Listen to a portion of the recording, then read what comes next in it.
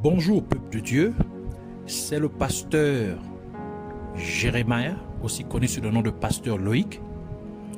Nous voulons écouter la parole de Dieu pour cette nouvelle année 2022. Alors, avant de commencer, nous allons d'abord dire une parole de prière, ainsi en signe de révérence à notre Père Céleste, à notre Dieu. Baissons nos têtes et prions ensemble. Père éternel, Dieu de gloire, Dieu amour, Dieu tout-puissant, seul et véritable Dieu. Merci encore pour ces moments. Merci pour cette nouvelle année. Merci de cette grâce que tu nous fais, de pouvoir nous recueillir dans ta présence, de commencer cette année avec ta parole. Merci pour ce que tu as prévu pour nous au travers de ta parole, au travers de ces moments. Emmène-nous dans la profondeur de la révélation de ta parole au nom de Jésus-Christ.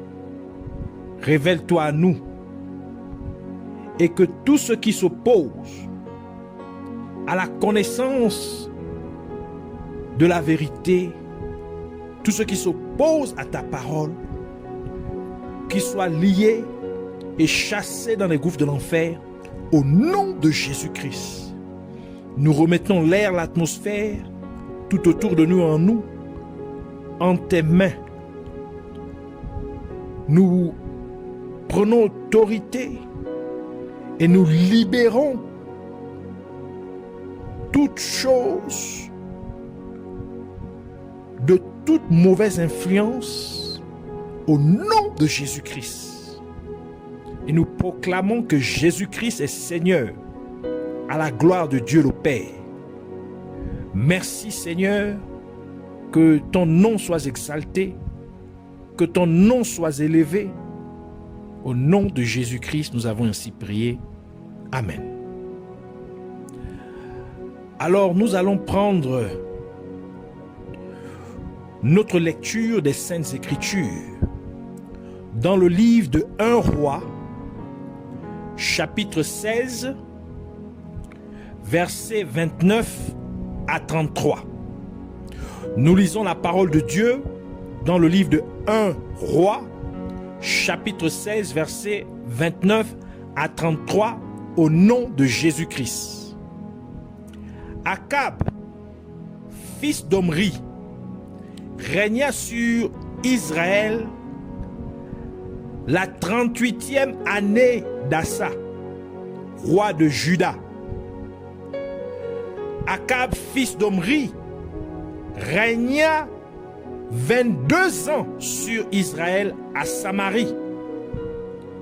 Akab, fils d'Omri, fit ce qui est mal aux yeux de Dieu, aux yeux de l'Éternel, plus que tous ceux qui avaient été avant lui. Et comme si ce était pour lui peu de choses de se livrer au péché de Jéroboam, fils de Nébat, il prit pour femme Jézabel, fille d'Ethbaal, roi des Sidoniens. Et il alla servir Baal et se prosterner devant lui. Il éleva un autel à Baal dans la maison de Baal qu'il bâtit à Samarie. Et il fit une idole d'Astarté. Akab fit plus encore que tous les rois d'Israël qui avaient été avant lui pour irriter l'Éternel, le Dieu d'Israël. Que le Seigneur bénisse sa parole, qu'elle vienne pleine de grâce, qu'elle vienne pleine de gloire, qu'elle vienne pleine de bénédiction, de révélation et de vie au nom de Jésus-Christ. Alors, nous parlons de la parole de Dieu pour l'année 2022.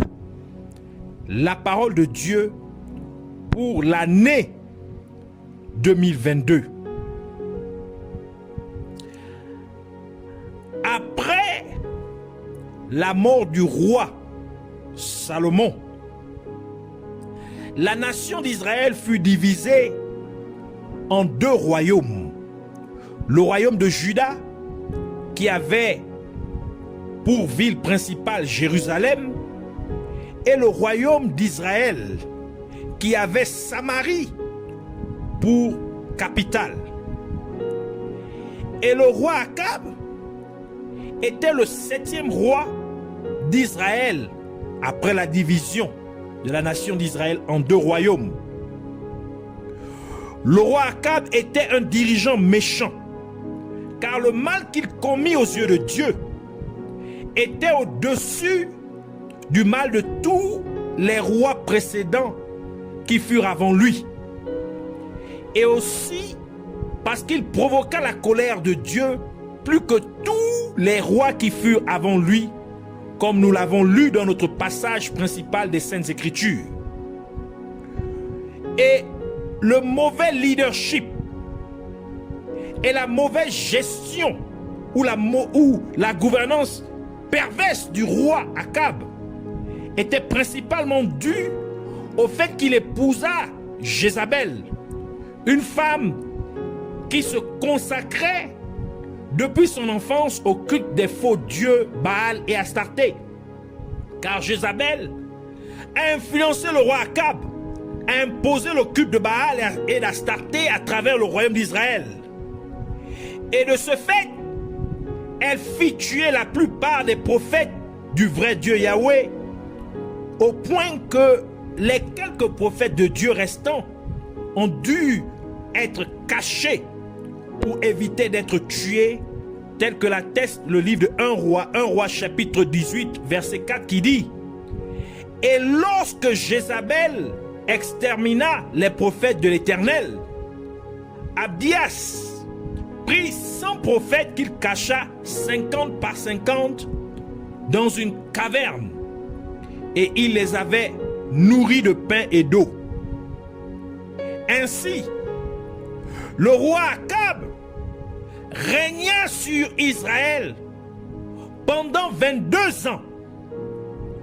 Puis son règne prit fin lorsqu'il mourut sur le champ de bataille, comme Dieu l'avait prophétisé à travers le prophète Michée, tel qu'indiqué dans le livre de 1 roi chapitre 22, verset 28 à 38 qui dit: et Michée dit, si tu reviens en paix.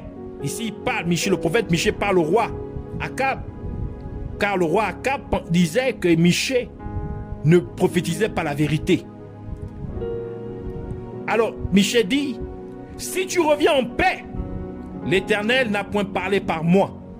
Il dit encore: vous tous, peuple, entendez.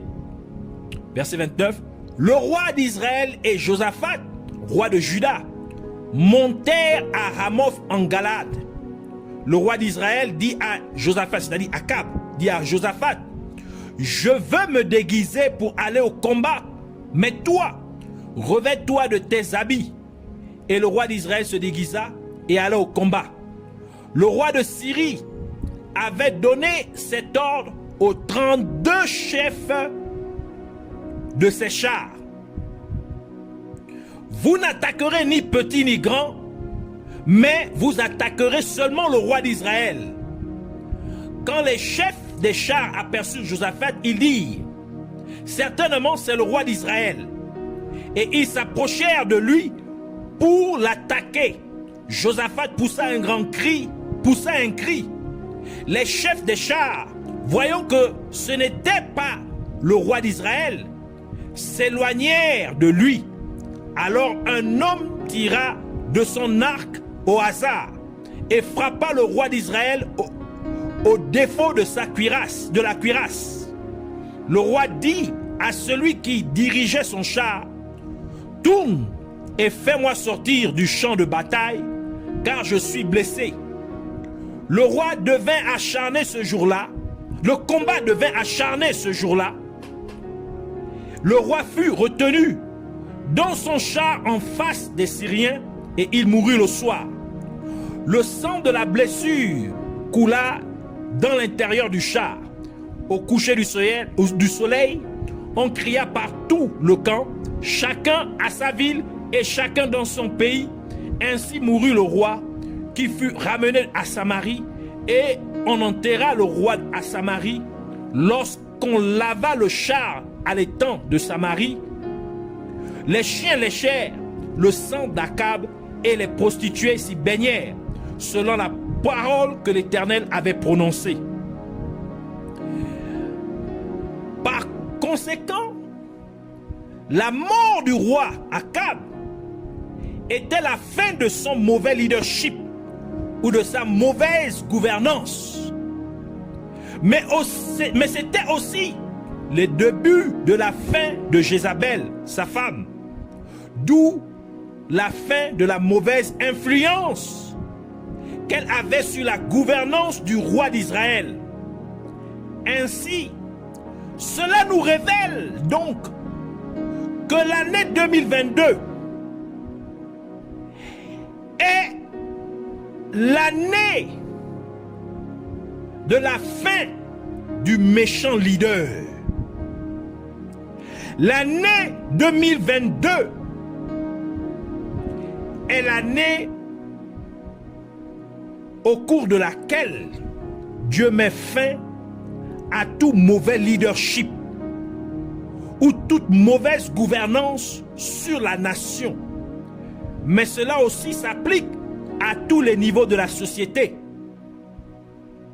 2022 est l'année où Dieu brise la mauvaise influence qui règne sur la gouvernance de la nation et sur tous les niveaux de la société. C'est l'année du début de la fin de la mauvaise influence de Jézabel sur la nation. Et c'est aussi le début de la fin du règne des fausses divinités Baal et Astarté sur la nation. C'est pourquoi, à travers le monde entier, il y a de nombreuses arrestations de pédophiles et de trafiquants d'êtres humains. Tout simplement parce que les principautés démoniaques derrière ces choses ont été vaincues. Parce que le nom Jézabel veut dire femme immorale, veut dire mauvaise femme. Donc, ici, 2022, Dieu met fin. Dieu met un terme aux méchants leaders, quel que soit le niveau de la société, et principalement aux méchants leaders qui conduisent la nation, qui conduisent les nations. Ces leaders qui ne travaillent pas, qui n'œuvrent pas pour le bien-être de leur peuple, mais qui induisent leur peuple en erreur. Dieu met fin à leur leadership perverse. Dans le nombre 22, nous avons 2 fois le chiffre 2. De la même manière qu'une table ou une chaise a 2 pieds de chaque côté, des 2 côtés. Et c'est le fait que les pieds soient placés 2 à 2 de chaque côté de la table ou de la chaise, que l'équilibre ou la stabilité de la table ou de la chaise soit assuré, afin que la table ou la chaise puisse jouer correctement son rôle. Donc la table peut tenir des choses dessus sans craindre que ces choses puissent tomber ou se casser. Et la chaise serait capable de porter quelqu'un pendant qu'il est assis dessus sans crainte de tomber. Ainsi, la personne peut se reposer et faire reprendre des forces à son corps, car il est bien assis en toute sécurité. Cela nous révèle donc que l'année 2022, c'est aussi une année de stabilité. Oui, Dieu vous donnera l'équilibre dans votre vie afin que vous puissiez correctement mener à bien votre percée. Dieu vous donnera la stabilité dans votre vie pour que vous puissiez mener à bien le destin que Dieu a tracé pour vous sur terre. Dieu vous donnera la stabilité dans votre vie afin que vous puissiez porter correctement quelqu'un d'autre en l'aidant à atteindre le but que Dieu lui a donné à accomplir sur terre. Donc, l'année 2022, c'est aussi l'année de l'équilibre spirituel, de la stabilité. Si l'on additionne tous les chiffres du nombre 2022, cela nous donne 2 plus 0 plus 2 plus 2, ce qui est égal à 6. Et nous savons que l'homme, c'est-à-dire l'être humain, fut créé au 6e jour de la création, comme l'atteste le livre de Genèse, Genèse chapitre 1, verset 27 à 31, qui dit, disons verset 27, 28 et 31, Dieu créa l'homme à son image, il le créa à l'image de Dieu, il créa l'homme et la femme, Dieu les bénit, et Dieu leur dit, soyez féconds, multipliez, remplissez la terre et l'assujettissez, et dominez sur les poissons de la mer, sur les oiseaux du ciel et sur tout animal qui se meut sur la terre. Nous sautons jusqu'au verset 31. Dieu vit tout ce qu'il avait fait et voici, cela était très bon. Ainsi, il y eut un soir et il y eut un matin. Ce fut le 6e jour. Donc, Dieu créa l'homme, c'est-à-dire l'être humain, homme et femme, le 6e jour. Ceci nous révèle donc que l'année 2022 est l'année de l'être humain. C'est l'année de l'homme, avec grand H. Donc l'homme, homme ou femme. C'est l'année où Dieu vous a ordonné de dépeindre son image sur la face de la terre. 2022 est l'année où Dieu a ordonné que sa bénédiction soit sur vous. 2022 est l'année où Dieu vous a commandé, vous qui avez été stériles, de vous multiplier en ayant des enfants. Dieu vous a ordonné, vous qui avez été déclarés impuissants par les médecins, de remplir la terre en ayant des enfants de votre propre semence. 2022, c'est l'année où Dieu vous a chargé, vous qui avez été opprimés pendant longtemps par les puissances des ténèbres, de soumettre et de dominer vos oppresseurs. C'est l'année au cours de laquelle Dieu vous a commandé de soumettre et de dominer vos situations, de soumettre et de dominer vos problèmes, de soumettre et de dominer vos adversités au nom de Jésus-Christ. Donc, l'année 2022 a ces 3 connotations. La fin du méchant leader, l'année de la stabilité ou de l'équilibre et l'année de l'homme, l'être humain. Donc c'est votre année. C'est pourquoi nous voulons prier.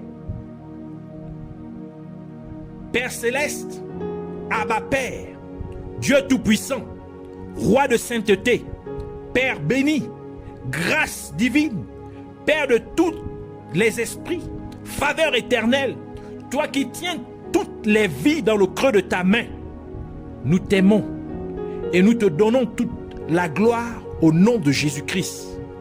Nous te remercions de tout ce que tu as fait pour nous tout au long de l'année 2021. Nous te remercions d'avoir été avec nous depuis le début de l'année 2021 jusqu'aux dernières secondes de 2021. Tu nous as protégés. Tu nous as donné une bonne santé. Tu as pourvu à nos besoins. Nous ne pourrons donc jamais assez te remercier. De plus, nous te remercions de nous avoir permis de voir une nouvelle année. Nous te remercions de nous avoir permis d'entrer dans cette nouvelle année 2022 au nom de Jésus-Christ. Et nous te remercions pour la révélation de ta parole concernant cette nouvelle année 2022.